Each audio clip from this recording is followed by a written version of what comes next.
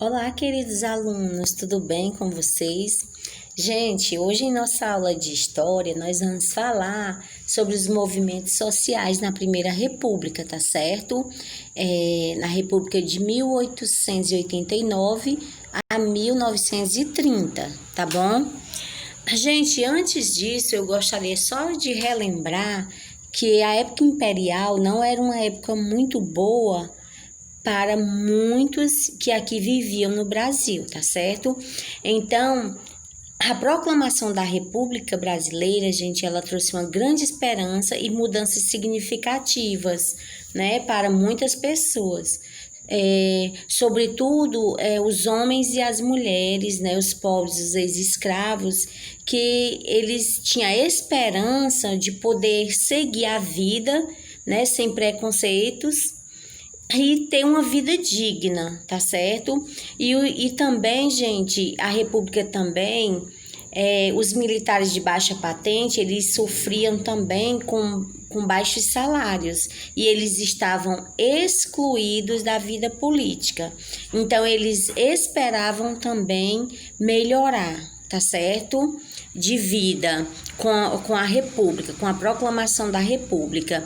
Então, você pode observar aí na foto que a frase diz assim: o povo não aguenta, né? O povo não estava mais aguentando aquela vida, eles estavam insatisfeitos. Então, nós vamos dar continuidade ao nosso estudo de hoje. Você já ouviu falar sobre as revoltas populares no campo? Então, nós vamos iniciar falando sobre a revolta de Canudos, né? Que foi uma revolta muito importante, certo? No ano de 1889 a 1930. Você pode ver aí a imagem do sertão, né?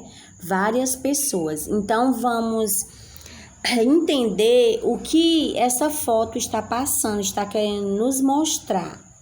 Então, o que foi a revolta de Canudos, gente?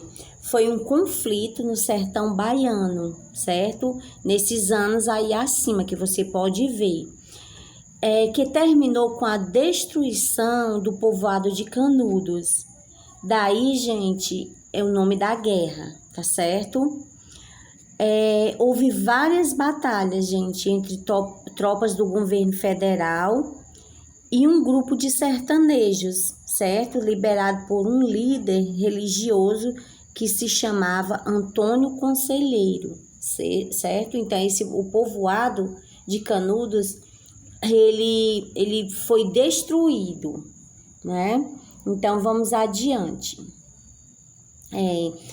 O crescimento da comunidade, ele causou uma grande inquietação para os proprietários de terras da região, os donos de fazendas, certo? Pois eles estavam perdendo trabalhadores para Canudos, lá para aquele povoado que eu falei agora há pouco. Então, dessa forma, eles começaram a criar justificativas para que a comunidade fosse criminalizada, certo? Então, nós podemos observar o que, gente, aí? Que o crescimento da comunidade causou essa inquietação grande, né, desses proprietários de terras. Mas eles continuaram ainda. Então, nós podemos observar agora sobre as revoltas populares na cidade. Vamos ver que tipo de revolta foi essa. Você já ouviu falar sobre a revolta da vacina? Observe bem essa gravura aí, gente. O que vocês acham que essa gravura está querendo mostrar? Né? Pessoas sendo perseguidas, sendo aprisionadas, tá certo? Então, vou comentar um pouco sobre essa revolta aí da vacina, que aconteceu no ano de 1904. Então, gente, quando ocorreu a modernização no Rio de Janeiro, o presidente Rodrigues Alves, ele sempre se mostrou preocupado com a questão da saúde, né, no estado do Rio de Janeiro. Sobretudo em relação também ao saneamento básico, né, aquela a cidade está bem adequada, né, para receber as pessoas. Mas o que aconteceu? Nesse sentido, para ele tentar combater as doenças espalhadas pela cidade, como que tipos de doenças eram essas? Era a varíola, a peste bubônica, cólera, a febre amarela. Então, o presidente, ele convidou um grande médico, bem reconhecido, médico brasileiro chamado Oswaldo Cruz. Você já ouviu falar? Então, o que aconteceu? Esse médico, ele começou seu trabalho combatendo a infestação de ratos, né, que existia na cidade. E depois, a campanha dos mata-mosquitos para combater a febre amarela. Aí depois, com grande problema, foi no combate à varíola, quando Oswaldo Cruz, ele instituiu a vacinação da população. Ele queria que a população se vacinasse. Aí é que você vai observar a foto aí. Então, a população desconfiada dos efeitos da vacina, gente, ela se recusava a tomar essa vacina. Porém, para que os resultados fossem mais rápidos, era preciso uma vacinação em massa, ou seja, todas as pessoas deveriam se vacinar. Então, o que aconteceu? O médico colocou nas ruas os chamados vacinadores, né, que ia até a casa das pessoas, junto a policiais, né, a guardas, e vacinava as pessoas à força, ou seja, sem a permissão. Aí você pode observar as pessoas correndo e os guardas e o médico atrás das pessoas para vacinar, tá certo? Aí eu vou passar para a greve geral, que eu não coloquei o slide, não coloquei a foto, mas a greve geral, gente, foi um grande movimento ocorrido em 1917, certo? Os trabalhadores rurais, os trabalhadores da cidade, eles conviviam com baixos salários e péssimas condições de trabalho. Então, o que aconteceu? Eles se reuniram, eles começaram a lutar, né? E se juntou esses trabalhadores da indústria e do comércio e eles paralisaram, fizeram uma greve geral que alcançou vários estados do Brasil, tá certo?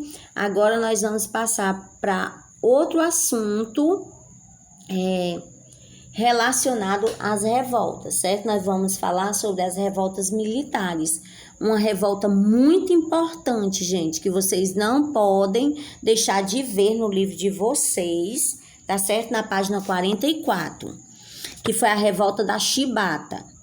O que foi isso, gente? A revolta da Chibata, gente, foi um movimento com represálias aos marinheiros negros recém-libertos. Quando não cumpriam com as ordens, eles eram severamente castigados com chibatadas e explorados com jornadas de trabalhos longas. Aí vocês podem observar aí na foto, os marinheiros negros, eles eram totalmente massacrados, né? Apanhavam e eles eram explorados, tá bom? Então, dessa revolta militar, ela é conhecida como a revolta da Chibata. E passando adiante, nós vamos falar também do tenentismo, né? Que foi um movimento político e militar, né, que surgiu entre os oficiais rasos do Exército brasileiros. Eles estavam insatisfeitos com a política da Primeira República, tá certo? Esse movimento, gente, ele lutou contra as oligarquias paulistas e as oligarquias mineiras, tá bom?